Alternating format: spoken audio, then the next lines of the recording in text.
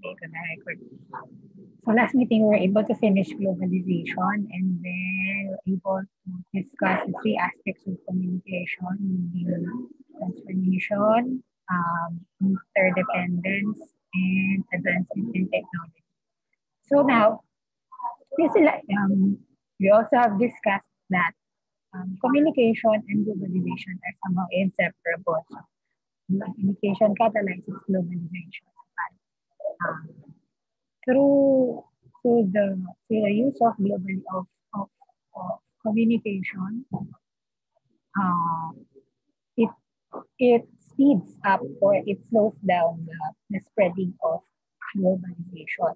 So now what we are going to have is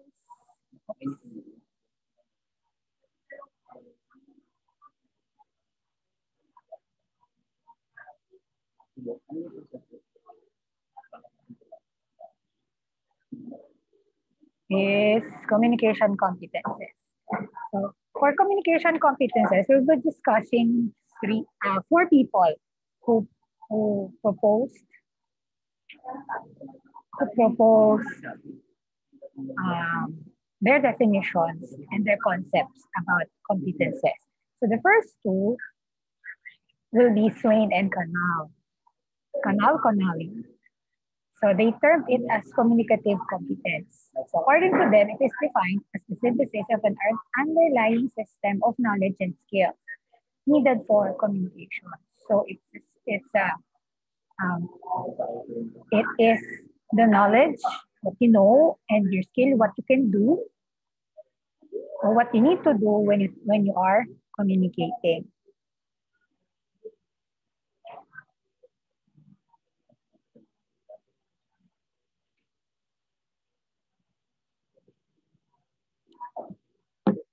Okay.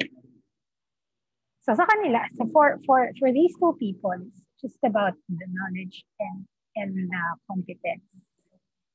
I mean, and the skill, knowing and what do you call this? Knowing and doing the communication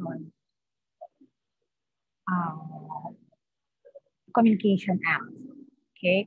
In their concepts, communication competence refers to the conscious and unconscious knowledge of an individual about the language and about other aspects of the language used. So for them, they focus more on the language per se, on how you use the language, your knowledge, what you know, and how you utilize it. So the elements lang halos yung needed. They proposed or they suggested four components of communicative competence.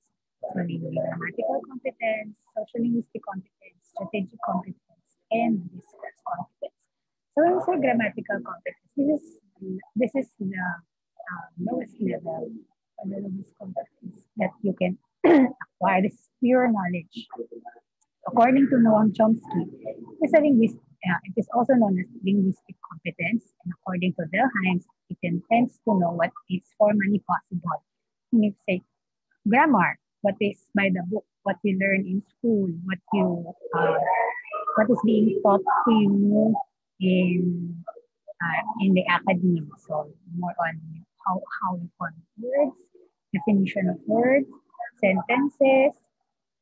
Can you form sentences? Even can you identify a noun from a verb? Basics, the basics of English. So that's grammatical competence. So we somehow know what's the meaning of certain words. So we have the basic vocabulary for the language. For example, if you are competent in Filipino, definitely somehow because it's your mother tongue, somehow grammatical at the beginning, even as a child, you will be grammatically competent. So that's the lowest level. So you know how to, or you somehow know, it's not perfect, you know how to construct simple sentences in English or in other languages. So somehow I may not be an expert, but I have background in Spanish. So I can understand basic, very basic and I can construct the very basic of Spanish sentences. Yung present tense. Pagdating kasi sa past tense, hindi naman babago siya. Just like English. Sample Spanish 2 lang kasi kami noon. So, yung basic vocabulary, yung transformations ng from female, ng female, and then male, ano yung mga katabi yung articles, what to use that on doing that. Somehow, I do have a knowledge of that. So, yun, grammatical, hindi ako, I cannot say na I'm 100% grammatical competent with Spanish, but with review, somehow I can keep up. So there. So yun yung lowest level. So on your own, you think you are grammatically competent, or at the range of 1 to 10, what do you think is your level for grammatical competence? Things that you can answer, can understand basic English. Can you read basic English words? Can you write basic English as well? So in those cases, can you construct simple sentences in English?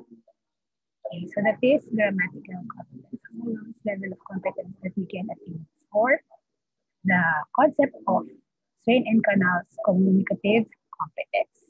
Next is the social linguistics competence. So when we say social linguistics, social, society, linguistics, the language, so language in the society. So pertains to an understanding of the social context in which communication takes place, including roles, relationships, the shared information of the participants, and communicative purpose of their interaction. When we say social linguistics, how do you use the language? How do you adapt yourselves? So how does language able to help you to adapt to a certain community? Or in your say for example, in the new environment that you need to adapt to. And now you're in college. You're encountering new words, new terms, especially on your major subjects. But how so somehow on your group, on your section, on your class, you may talk to each other about a major subject, and somehow you will be able to understand each other because you are on a common or on a shared, you are sharing one information about the subject. Na somehow yung mga ka-section nyo lang yung makakaintindi, and also the teacher that who supervise you with that subject. So yun. Another is going on a larger scale, the use of or how the new technological terms are being adapted on our nowadays. So before, there are certain terms that we use that's already revitalized, that's already revolutionized its meaning. Say, for example, post. When we say post, back in the days, you would think of a wall, literal wall, and then a piece of paper. You're going to post it on the wall. So some kind of an announcement. But now, when you say post, it pertains to something digital. It pertains to something tangible. What is tangible is the phone or the gadget that you have. But the posting itself, it's digital. And it's very efficient. It's very fast. You need to post it somewhere that's also digital. The wall in your Facebook page or social media apps. So another is thread. So before, ang ibig sabihin ng Fed, sinulid. Now, it's the literal sinulid, but now, in the digital age, we say Fed as the chain of the messages, that you get from a post. You read the thread of the message, so it's thread. And the list goes on. Okay, and then so there's one community that has been accepted and embraced by the global society because of their language. Well, not it may not be true to other countries, but among us here in the Philippines, iba yung Becky language. They even already have a dictionary in UPD1. And it's published and it's recognized. Ito yung mga salitang ginagamit nila. But somehow, dati kasi diba, we all know that ako discriminated, may stigma na sila daw sakit, anak na dumadami sila, something like that. But now, because people find it very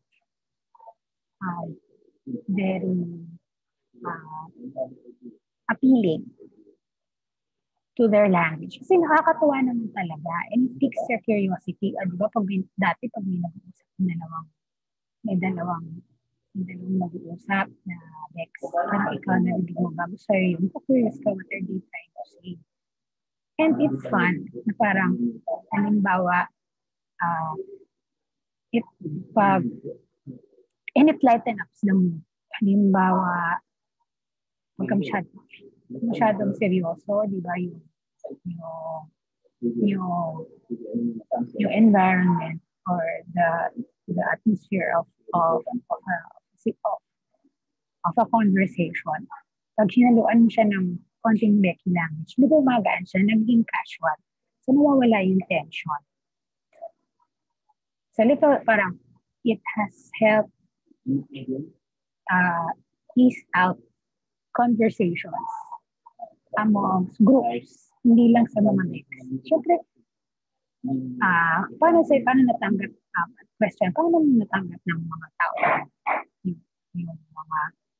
yung mga LGBT community, so ganun. So, siyempre, sila yung magtuturo sa inyo eh. They openly shared and openly gave to everyone. Iba-iba nga ang version nila. Halimbawa, yung charot. Diba? It's the most popular. It's the most popular Becky lingo there is. Becky term, charot. Ibig sabihin, joke lang. Yeah, parang lang yun, parang, don't take it too seriously. But somehow take it seriously. Half meant, joke, para sa akin, it's half true and half untrue. Sorry. Tapos may variation na yan, char. Tapos sumikat si Charis Contenco, si Charis. Lumawak na siya kasi you were able to play with words. Somehow, because of the pattern that they are able to establish, nagigets mo naman kung ano ibig nilang sabihin. Diba sabi, dati, tawag nila sa lalaki, hombre, ay tama, oms. Tama. Tapos, baeg, mujer. And then, dati, ang tawag nila, meron pang variation ng mother and father, mudra kids. Mudra kids. Then, ngayon yung tawagan na sis, di ba? Kahit yung sa magkakaibigan, sis. Ngayon, may nakakita na ako ang spelling ng sis, S-I-Z-T, sis. Something like that. So, naging masyadong playful yung Becky language na naging tool siya for people to be able to adapt, especially Filipinos, to be able to accept and adapt on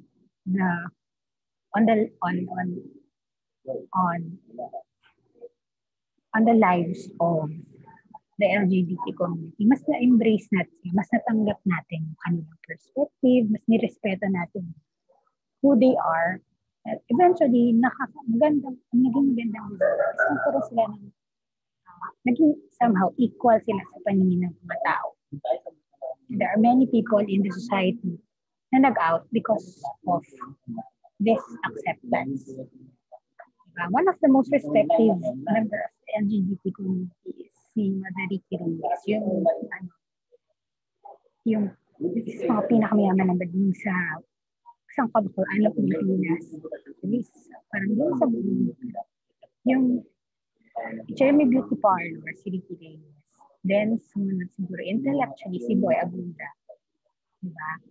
Somehow, we pay respect to him because he's very intellectual. He gives, yes, he embodies a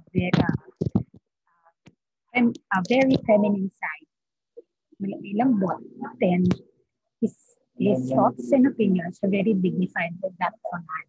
Kasi may ano pa nga siya, mas may sense pa nga siya minsan magsalita kaysa kapag converse kaysa sa mga politiko na mga male politicians na wala naman talagang alam. Right? And mind you, siya ang trainer ni Pia Wurtzbach at saka ni Miss Universe 2018, saka ni Cathy O'Leary.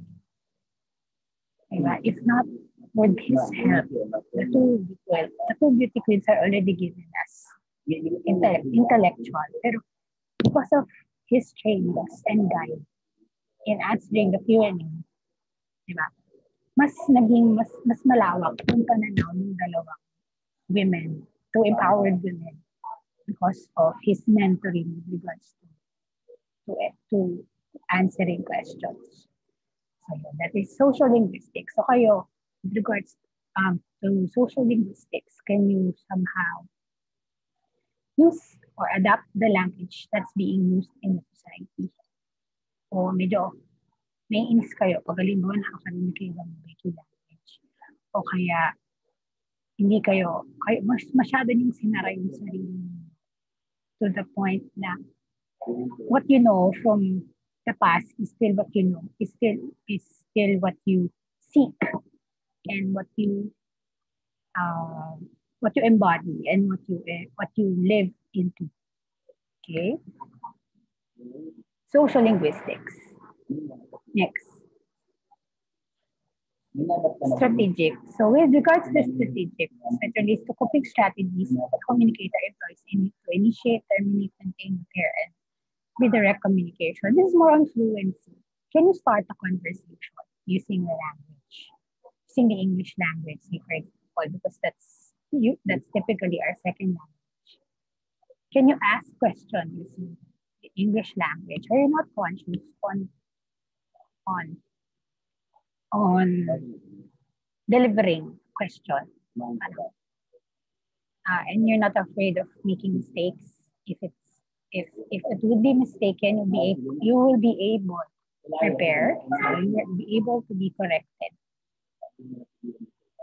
And also maintain to be able to continuously converse with the person. And you know when to end the topic, and you know when to end a conversation politely. And if the conversation somehow is not doing well, you know how to diverge or to detour. Okay, so this is parang, we can say that this component or this component is more on your language fluency in speech. So there's fluency in reading, where you can read, and the speed of your reading, the speed of your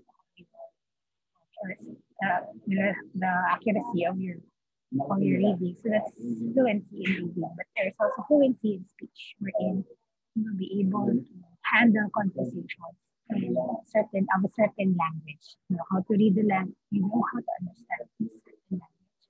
You know how to write, you know how to read, and then you know how to somehow reply on being asked.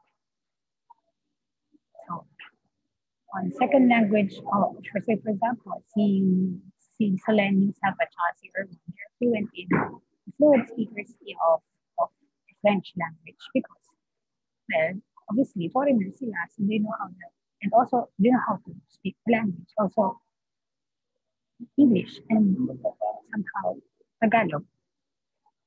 Okay, so this is strategic is more on discourse. So when I say discourse, this is more on we're able to create create lengthy texts, paragraphs, essays. So not only creating, can you connect the ideas from paragraph 1 and paragraph 2? And then how we're going to, at the end, how would be your interpretation of your, of the entire thing, or the entire essay, or the entire text that you have written for paragraph 3. So for example, when you are when you are watching a movie, this knowing that you're a discourse competent, you see beyond what's in the film. You scrutinize every part. And this scene would happen because, or happened because at the end, parang nakikita niyo ba yung relationship ng isang eksena to the other eksena, and how, and na-appreciate niyo ba kung bakit hindi sila naging happy ending sa isang example. So maraming, isang pang test when it comes to discourse competence is yung last semester na uso yung hello love goodbye. So ilan lang, so for you guys, sige, open mic. Sino nakapanood mo? Hello love goodbye. Catherine Bernardo, and then Richard.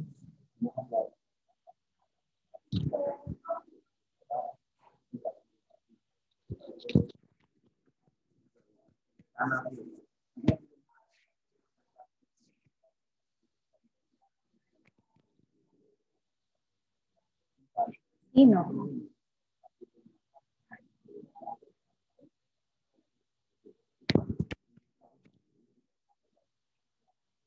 Nga, don't be shy.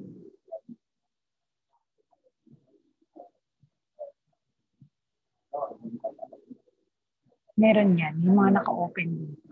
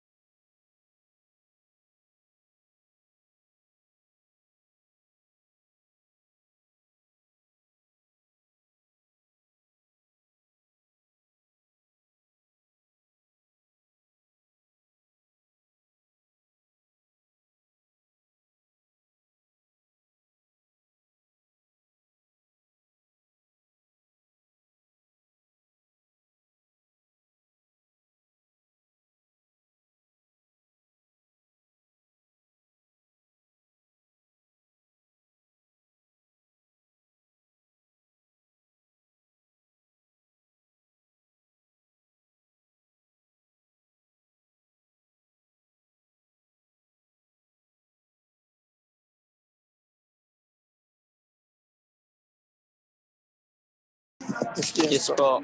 Okay. Nakamit pala ka doon sa isang ano. Okay. O, sino yung nagpa-participate kanina? Sorry, nagkaroon tayo ng technical difficulty. Dahil, we're going live. Ganun talaga pag live. Technical difficulties.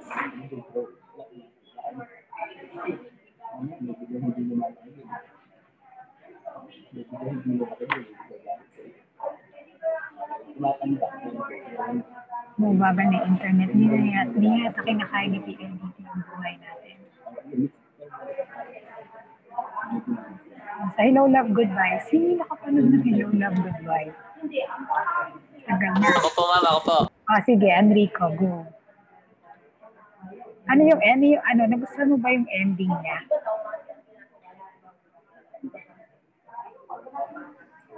Putol po, ma'am. Gustuhan niyo ba yung ending? Anong masasabi niyo sa ending? Nakakabitin po. Bitin po, bitin. Pag bitin, hindi maganda. Maganda, hindi maganda. Hindi po maganda yung ending. Na So, for your, kumbaga, siguro, sa yan? Sa age nyo din. Kasi, somehow, hindi naman, dun sa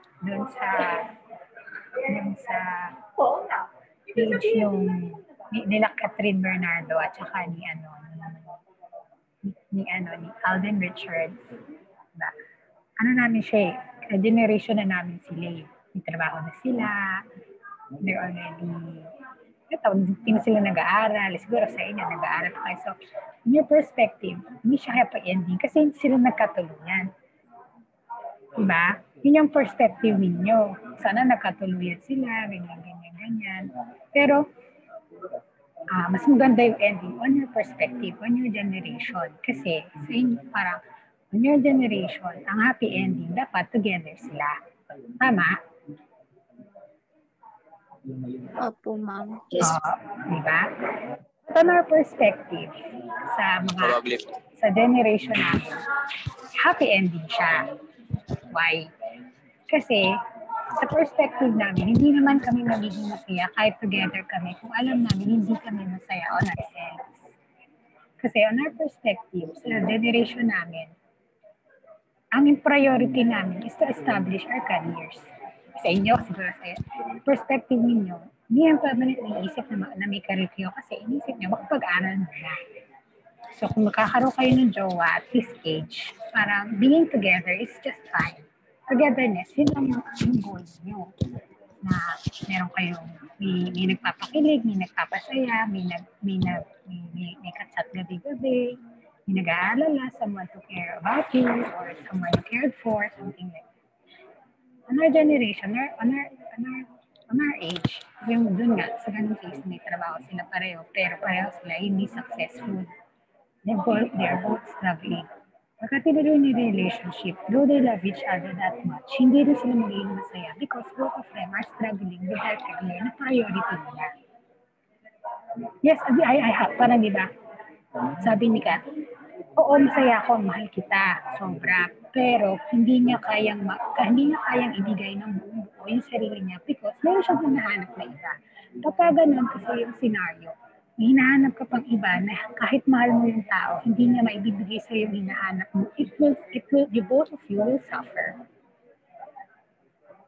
On your part, bilang estudyante, yung provision ng finances, ng pagkain, ng bills, wala pa kayo nun eh. Hindi pa naiisip yun because you have your parents in you. In general, as a student. Kung working student na you have responsibilities somehow on your end, hindi nyo rin naman masyadong iisipin na mag-jowa kasi mas malaki kayong responsibilidad dahil nag-aaral kayo and at the same time, binubuhay niyo yung pamilya niyo. And you want someone na susuporta sa inyo. Kung kayo working student, you want someone na susuporta sa inyo and will understand your situation at the very most because hindi lang naman siya yung at yung may intindihan na hindi siya ang priority mo. Sige, nandyan ka. Pero hindi ko priority. Hindi kita magiging, pero I'm sorry, appreciated ko na nandyan ka. Pero yung prioritization, kung magiging okay sa'yo na hindi ikaw yung number one, then you can stay with me. Diba? So long, parang, you be part of my life, but you will not be number one. Kasi may iba. Okay sa'yo, okay doon sa tao yun. This will be it. Hayaan mo lang siya doon. Kasi somehow, at your dire moments, at your dire moments, at your bad moments, may mga kumbaga, pwede mo siyang takbuhan. Kumbaga, he or she would be your getaway from everything. Ang importante lang naman na nandyan siya, na present siya. Ito ay I'm talking about sa mga tao na nag-work, working students. Okay, kumbaga, huwag mo silang pupwersahin. Huwag mo silang paalisin kung ayaw nila umalis. Huwag mo silang pupwersahin kung ayaw nila. Kung gusto ko ayaw nila mag-stay. Let it be. Kasi may buhay ko pa ibang kailangan harapin. Okay. Yung estudyante sa inyo, somehow, being with someone, being in a relationship, it's just but fine. Diba? Inspiration and pampasaya, diba? But there's always limits. Kasi, una-una, yung presence na din sa buhay mo is just also limited na pampasaya, someone, companion mo. Diba? Hindi pa naman siya yung magpo-provide ng pangangailangan mo. And knowing your generation now, ginugol nyo din na in the future, kayo muna yung magpo-provide sa sarili mo. Diba? And always, and ang mindset ngayon ng mga kabataan is, after ko mag-aral, I want a good career. Gusto ko, makita ko yung fruits ng pinaghirapan ko sa pag-aaral, especially you guys, because you're going to be future doctors. Karaniwan yung future doctor, yung mga doctors, matagal din sila bago makahanap ng relationship. Right? Kasi somehow, at the back of your mind, parang may standards ka na isa-set. I-deny mo yan, for sure. Pero, somehow, magkakaroon ka ng standards na isa-set. At bilang intellectual people, I'm just talking about in general, intellectual people. And I can see every one of you are responsible. Sipag, puro kayo yung chine-checkan ko. Actually, puro gawa ninyo yung chine-checkan ko. Nakakatuwa dahil very responsible. And that's a good sign bilang kayo ay magiging people in the medical field. Sabihin, you take responsibility on your own lives. You will take responsibility on the lives of your clients, which is good. Okay? So ngayon, asan ako? Ayun. So ngayon, for now, being with someone is just that limited. Parang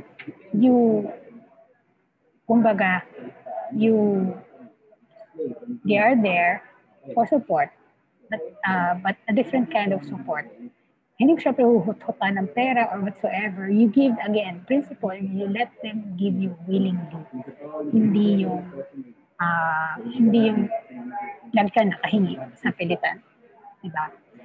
Mas maganda yung may kusa kaysa yung magpaparinig, si girl magpaparinig pa bago para lang makuha yung gusto, something like that. Well, it's your strategy, pero as much as possible, be people with dignity, something like that. So going back, so yung kala Catherine Bernardo at saka Alden Richard, hindi naman sila magiging masaya. Kaya para sa kanila, they're happy with the ending. Because they become hopeful. Ako, on my end, on my own opinion, they are hopeful that there would be someone waiting for them. Halimbawa, they've already achieved what they're aiming for. Kasi parang, si isipin nyo walang closure, meron silang closure kasi nag-usap silang dalawa somehow. Bigyan mo muna ako ng panahon na gawin ko yung gusto ko. Pag dumating yung time na mahal pa rin natin yung isa't isa, hindi lang sinabi sa movie yun, pero impliedly, lumabas siya na gano'n. Pag dumating yung time na mahal pa rin natin yung isa't isa, then I think that is the right, that's a sign na tayo talagang dalawa. Di ba mas maganda yung ganung relationship? Ibig sabihin, mas pinatibay ng panahon na nag-end na, mas pinatibay ng panahon na, na mas pinatibay yung panahon yung yung di man kayo together, but somehow makikita ninyo or updated kayo sa isa't isa na you'll be happy for the success of each other though you're not together. Tapos pagdating yung panahon na successful na kayong dalawa at kumbaga okay na lahat, wala na kumbaga you already attain your goal at yung kailangan nyo na lang is someone to be with. Diba? Somehow, pwede na kayo, or pareho pa kayo available. Diba? Ewan ko, that's parang God-given. God-given yung time, God-given yung person. And it's all in God's perfect timing. Ganon. Kaya huwag kayong atat. Mga to, excited mag-jowa eh. So yun yung sinasabing discourse analysis or discourse component on analyzing a movie. Somehow, sa inyong end, hindi nyo pa siguro nakita yung ganong aspect because of what you have right now. Estudyante kayo, hindi mo masyado iniisip, ano yung priority nyo makatapos. But for us working, priority namin is career. Alam nyo ba, share ko lang, mas on our generation, ito ko lang, personal thing, mas heartbreaking sa akin yung parang failure sa career kaysa walang jowa. Ako, I can be without jowa. Ilang panahon na, ilang taon na rin. Pero pag halimbawa, something bad happened in my career or yun nga, doon sa pinupursige kong ating, parang, mas mas nakakadurog ng puso't kaluluwa. Sa amin na. And my friends do agree. Parang, kasi, yun parang naging goal and career-oriented yung generation namin. And I think, napoproject ko na kayo rin. Kasi mas, you would follow the same trend. Pansinin mo, hindi na natin masusunod yung pattern ng araw na 20, i-graduate kasi wala kaming K-12. So, graduate ako around 20, 21. Sabi ko sa sarili ko siguro around 25, pag-asawa na ako. Hindi, nag-enjoy ako sa buhay. Nag-career talaga ako. Tapos, nag-change ako ng path. So, communications major ako . So, na-experience ko naman magkaroon ng career na related to communication. So, tapos, tinawag talaga ako ng teaching after a few years. So, ngayon kumbaga, parang na-establish na yung career ko for teaching. Ganyan. So, I took masters because it would uplift it would somehow uplift my credentials and sa career din. So yun. Anyway, yung someone it's something that you work for your career. Kaya pag halimbawa, something bad happen, nakakanti yung career mo, nalulungkot ka. And mas nakaka-heartbroken kaysa yung walang jowa. Kasi kumbaga, in our generation, nasanay na kami na, okay, sila may mga parang mga may boyfriend nung panahon na college kami, mga may asawa, mga may anak na, kami wala. Parang nasanay kami na may, pero it's just fine. Kasi may nakikita kami na mga ibang countries na mas malala. Sa Korea, ang titindi. Pero ang gaganda pa rin nila. hindi naman si Crash Landing, yung babae doon, ilang taon na yun, si Sonia, in 37 na siya. Wala pa rin sila ngayon. Kumbaga, napupunta na rin tayo sa ganun stage, parang ganun scenario. On your end, nag-graduate kayo. Oo, tama yan. Nag-graduate kayo. O, by the time na graduate kayo, ilang taon na kayo? Sige, compute natin. Hindi kayo makapag-asawa kagad ng 25, mga inday. I'm telling you. Sige, compute natin. Ilang years kayo mag-aaral? Ilang years pa kayo mag-aaral? 6 years? 6 years. Ilang taon na kayo? 24. 24? 20. 20. 26. O, tingnan nyo, nagpas. Kumbaga, maanihan yan. Sabihin ng mga yung edad ko, anak na kita. Kaya, yung edad ko, anak ko na si kuya mo. Ang edad mo, anak ko na si kuya mo. So, roughly, mga around, syempre, establish mo muna yung career mo, di ba? As a doctor. So, 26, o 24, 25, o 26, o sabihin natin 26, mag-start tayo ng 20. 20 kayo ngayon, di ba? 26. O de, establish mo muna yung career mo as a doctor. Hindi ka na makapag-establish agad ng career ng isang taon. It could take time, siguro. Maswerte ka na, 3 years kang doktor, naka-establish ka kagad. So, ilang taon ka na nun? 29. O, diba? So, roughly,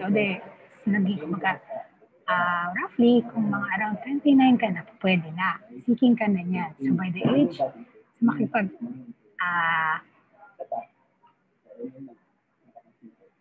hindi pa 30. Siyempre, makapag-jowa ka muna. Siyempre, matalino ka na ng mga time na yun. Yung relationship, tagal mo na ng 2 taon.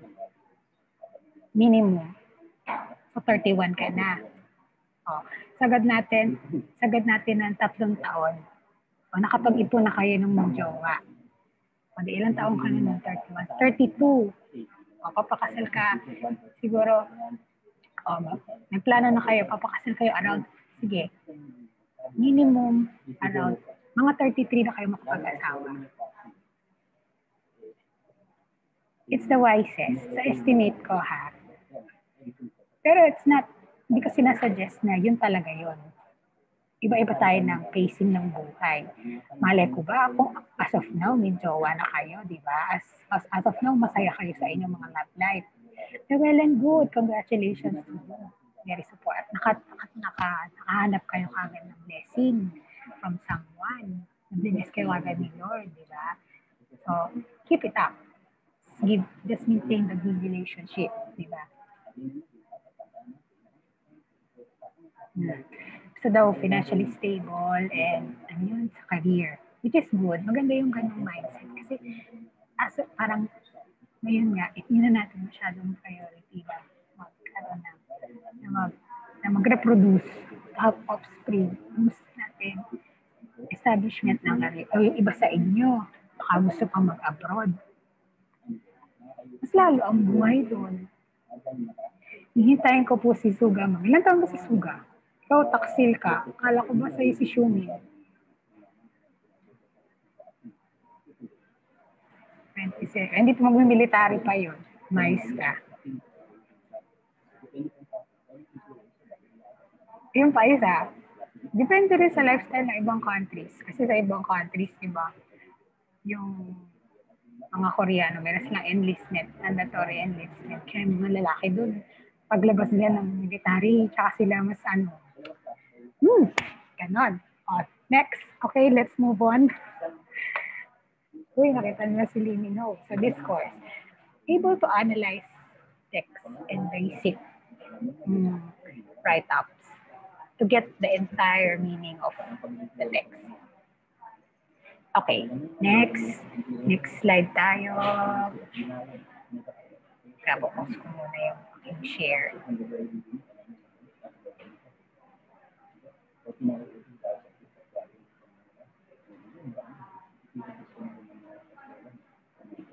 Sana yan?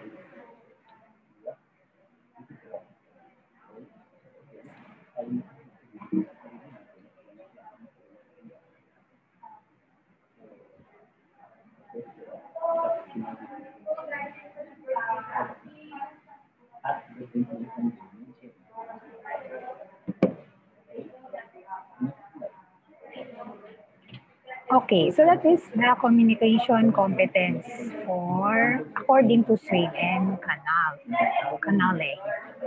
Okay. Tapos yung kanila. Kita niyo pa yung sinishare ko? Okay. Sige.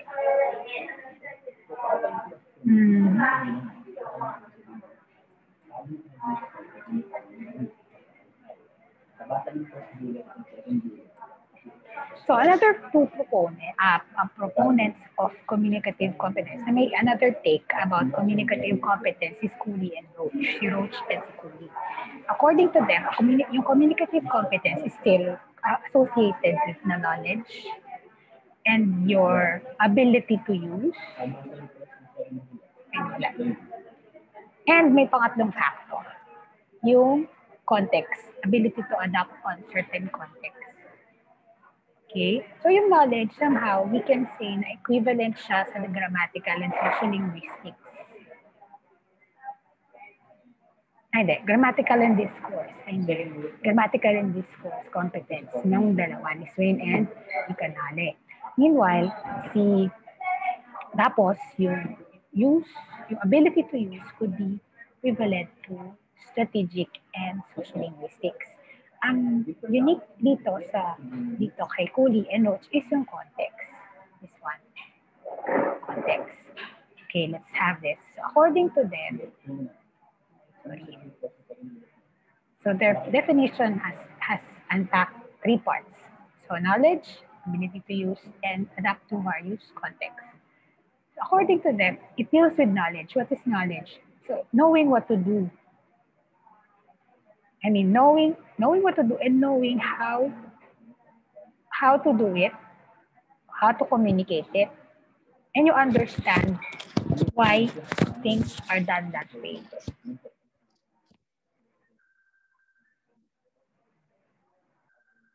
Yes, how to communicate effectively. So, how things are done that way. So knowledge, according to them, diba, dun sa isa, ang knowledge nila is yung basics of everything, basics of that language. Ito, yung knowledge para sa kanila na kinuha nila kay Hardy 2011, it's yes, you know how to, and you know why. You understand why you do it. In communication, you know how to communicate. And you know the basics of the communication. What is there? What are the elements that you need to do for communicating a message? And you know how to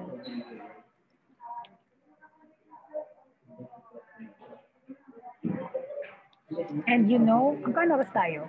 10:30? And you know how to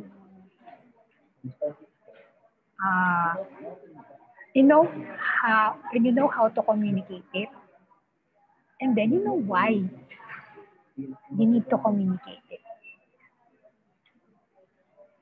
Diba? Sa tatlong bagay, yung knowledge para sa kanila, knowing what is the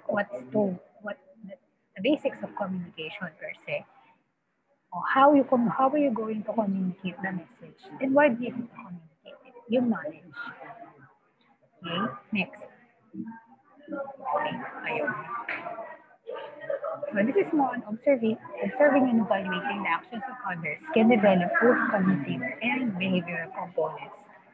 It deals with knowledge. Or so dito, parang it also deals with the experience.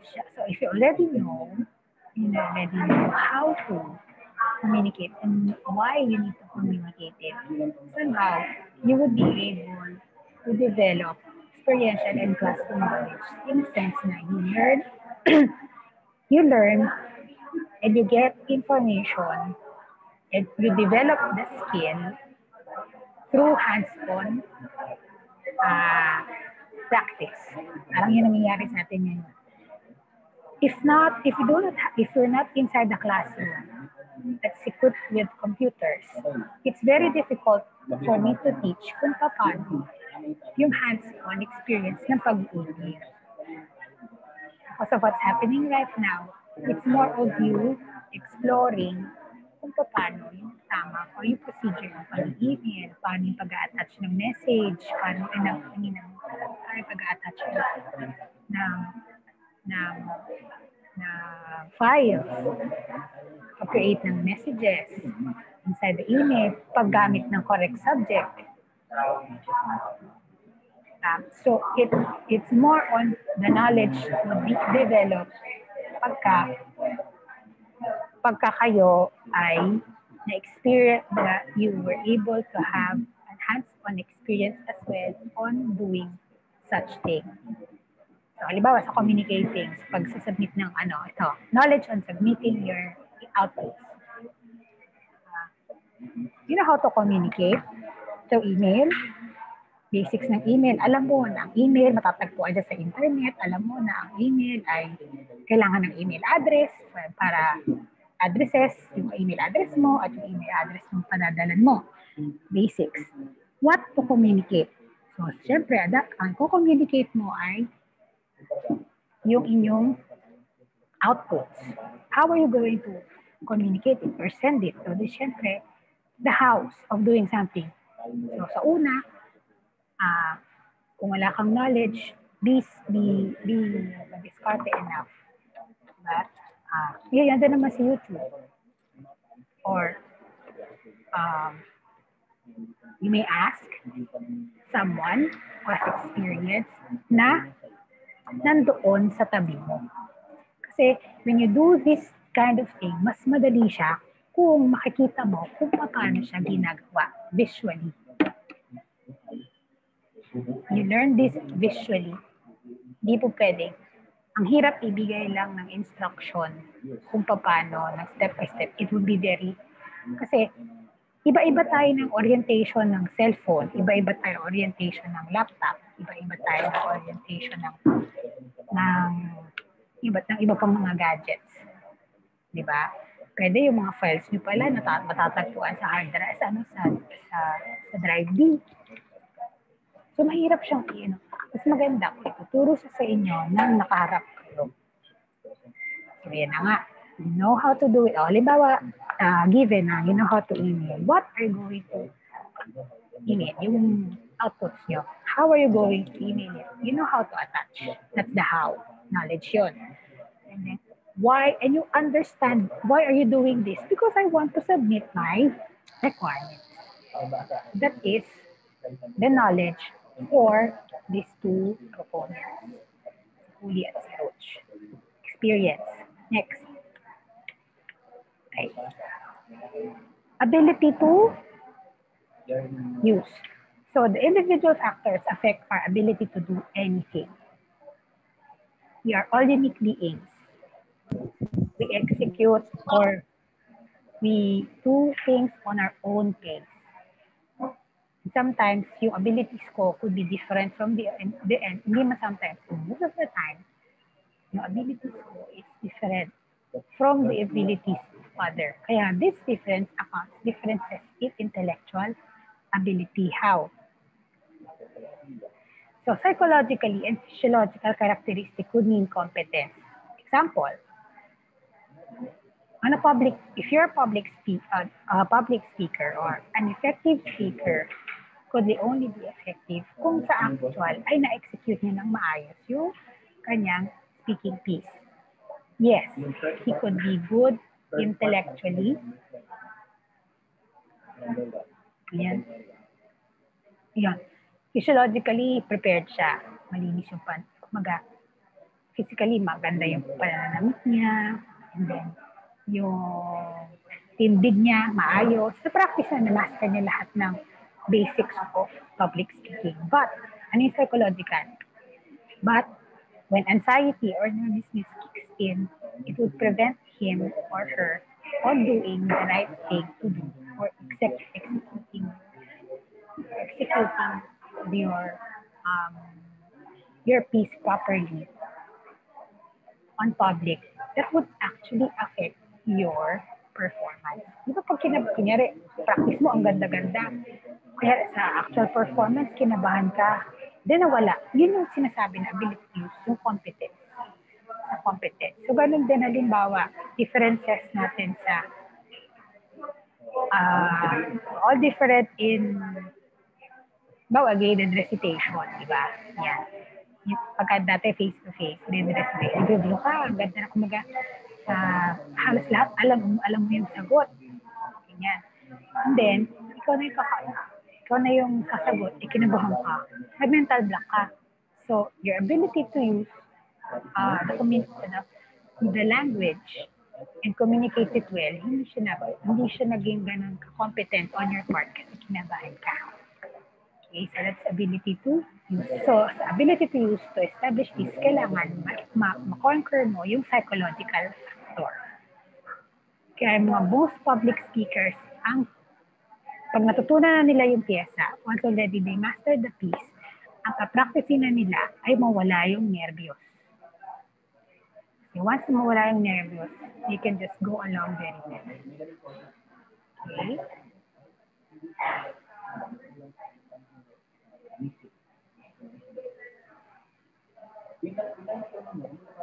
Yes. If you're given a talent, it would still be best if you practice it more. Halimbawa, yung mga choir members, madrigal singers, they never stop. Alam na natin magagaling sila.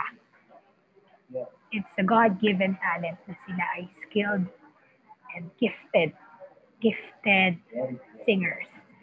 Pero they never stop. They always see to it that they give time to practice and to enhance themselves more.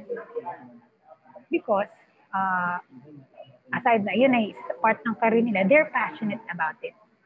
And sabi nga, ang isang bagay na hindi mo pangangalagaan, mawawala din sa'yo yan. Halimbawa, binigyan ka ng talent ng Diyos ng pag-awit. Pag hindi ka masyadong nagpa-practice, someone will always be there to replace you. Kumbaga, nothing is permanent in the world. Halimbawa, someone will always be there to replace you. Someone will always be best you away because sila nagpa-practice sila. Ikaw di mo pina-practice or yung skill mo before on singing not be as good as you are now. Talo ng sarili mo dati, yung sarili mo ngayon. Dahil hindi mo pina-practice yung skill. And find siguro yung talent mo na yun, hindi mo siya kailangan kalimutan. Just find a space in your life kung saan pwede mo siyang isingit. Somehow, yung talents natin, sila yung magiging getaway natin sa napaka-toxic na buhay ngayon. Tingnan mo si Hot Evangelista. Di ba? Yaman na niya, dami niya. Pero busy sila sa negosyo and everything. Pag gusto niyang kalimutan ng mundo, at gusto niya mag-decongest ng buhay. Ang ginagawa niya, nagpe-paint siya.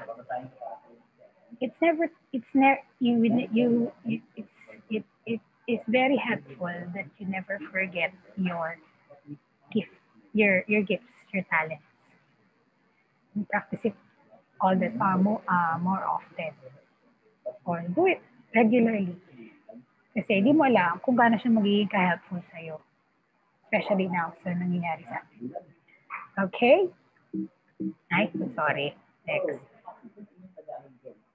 Ayan.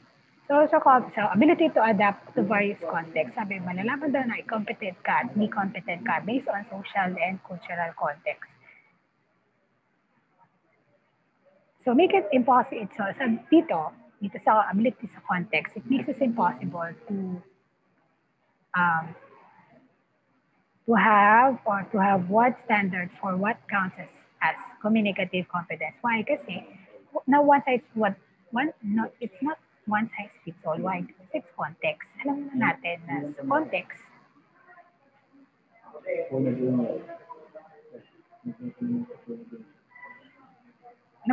na sa context, iba-iba ng sitwasyon yan. Napag-aralan na natin yan. So, hindi siya pwedeng standard, one size.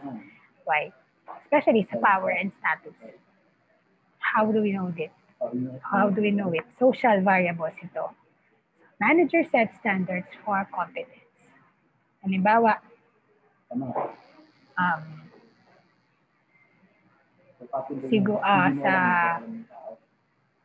sa department, halimbawa sa isang department, sa isang company, each one may manager.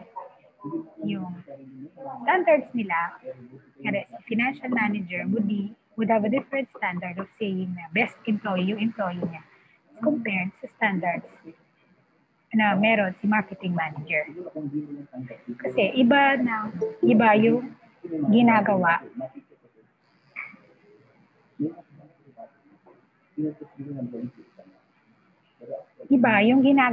ng isang marketing team at ng financial team. So iba sila ng standards na dapat i-implement.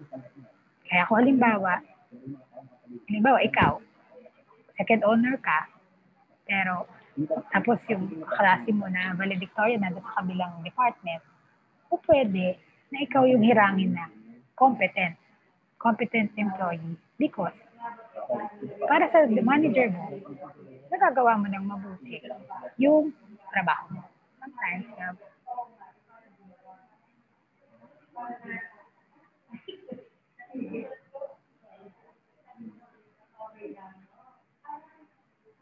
yes, yun. Thanks. So, depende kung sino yung titingin and perspective din ng tao towards you. Next, cultural competence. Ito example na to. Filipino marketing officers who speaks English may be praised in his own country but may be viewed as less competent in the US for his accent. So, even na to, hindi na kailangan i-explain sa cultural competence. Culturally, dahil napunta ka na sa ibang bansa at mas magaling siyempre sila dahil native speakers sila ng English. So, you will be less competent as compared to being in Philippines. Galing ka talaga. Excellent speaker ka na. Okay? So, race and nationality. So, as college graduates, in the future, ito yung in-expect sa inyo na skills na nilagong doon sa apat na components of communication competence. So, 1, can you state ideas clearly? Can you communicate ethically? Can you recognize when it is appropriate to communicate? Can you identify your goals in communication? Hindi ba kayo dito na dapat unahin mo muna itong email na to bago mo gawin yung phone call? Something like that. Select the most appropriate and effective medium for communicating. Pagka ba urgent matter, kailangan ba iti-text mo o kailangan tawagan mo? Something like that. Next, demonstrate credibility. Can you demonstrate credibility? So ito, communication ethics to. Do you keep up with the integrity of the message and you always consider transparency and honesty when you communicate? Wala ba kayong tinatagong mga hidden agenda? And if so, bakit mo kailangan itago? And when do you plan to divulge it in those who are concerned? Identify and manage misunderstanding. In order to resolve misunderstanding and manage conflict, puhog na natin sa number 8. First, you need to identify that something is wrong. If you're not able to identify that something is wrong or something that there is misunderstanding, then you cannot resolve what misunderstanding that is. In order to resolve a problem, you should be aware that there is a problem. Otherwise, alam mo na, di ba? Dapat na-establish mo na, alam nyo na, aware kayo na may something na may mali. Okay, next. Be open-minded about other people's views. So respect other people's opinion. Be lenient, be considerate. Iba't iba tayo ng walks of life. Iba't iba tayo ng pinanggagalingan. If you think you cannot understand the person, so be it. Huwag ka nang mag-pick ng away. It will just cause more misunderstanding. And in time, kumbaga, kumbaga, there will be someone all-powerful to make that person realize na they did something wrong. Hindi man manggaling sa'yo, someone will be there. So if not a bigger person, maybe God, or definitely God will be there to make that person understand that something was off about his attitude or something like that. And then listen attentively. The first rule or the first way to learn and to understand people is to listen. Written also in the Bible na kinig ka. Pero parang unang way ng pagkatuto ay ang pakikinig. So able to listen well, narinig mo, eventually, somehow, that would with your efforts or with God's intervention and help, maiintindihan mo kung bakit nangyayari yung mga ganun, kung bakit nagkaganon yung napakinggan mo. Okay? So, wala ito. Hindi yung assignment. Questions? Uy, sakto. Baka may klase ka. Wala na. Not have questions. So, opinions, personal reactions.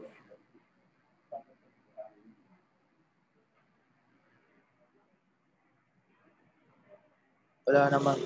Okay, sige. So, if you don't have questions, see you next meeting. So, bahala na ulit kung paano ganap natin.